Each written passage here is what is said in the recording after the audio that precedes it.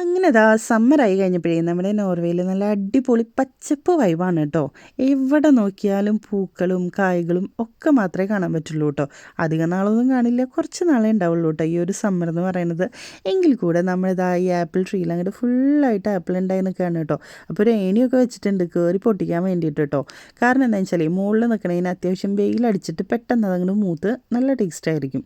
താഴത്തുള്ളത് ആ ഒരു ഇലകളുടെ ഷെയ്ഡിലൊക്കെ പെട്ട് നിൽക്കണ കാരണം കൊണ്ട് ഒന്ന് മൂത്ത് വരാനായിട്ട് കുറച്ച് ടൈം എടുക്കും കേട്ടോ.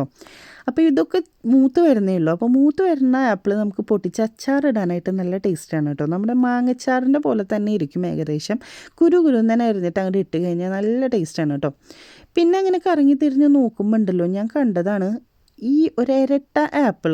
അതായത് നമ്മുടെ നാട്ടിൽ ഈ ഇരട്ടപ്പഴം എന്നൊക്കെ പറയണ പോലെ തന്നെ ഈ ഒരു ഇരട്ട ആപ്പിൾ ഞാൻ ആദ്യമായിട്ടാണ് ഈ ഒരു മരത്തുമ്പോൾ കാണുന്നത്.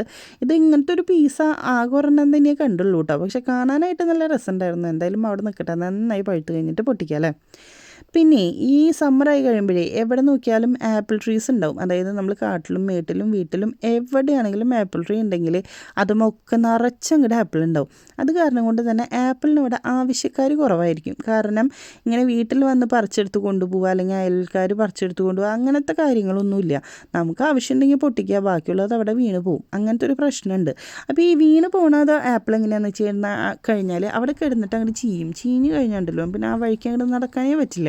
പിന്നെ നമുക്കതൊക്കെ ഒന്ന് അടിച്ചു കൂട്ടി കളയാന്നുള്ളത് അങ്ങനത്തെ കുറച്ചൊരു പണികളും പരിപാടികളൊക്കെ ഉണ്ട് കേട്ടോ. അതൊക്കെ കുറച്ചൊരു ബുദ്ധിമുട്ടുള്ള കാര്യമാണ്. പക്ഷേ വീണ് കിടക്കുന്ന ആപ്പിൾ പൊട്ട ആപ്പിളൊന്നുമല്ല, ആക്ച്വലി നല്ല ആപ്പിളാണ്.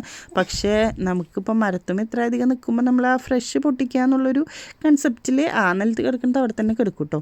അങ്ങനത്തെ കുറച്ച് കാര്യങ്ങളൊക്കെ ഉണ്ടായിരുന്നു. പിന്നെ ഇവിടെ ആപ്പിൾ അച്ചാർ, അതുപോലെ തന്നെ ആപ്പിൾ കേക്ക്, വൈൻ, അതൊക്കെയാണ് കേട്ടോ മെയിൻ.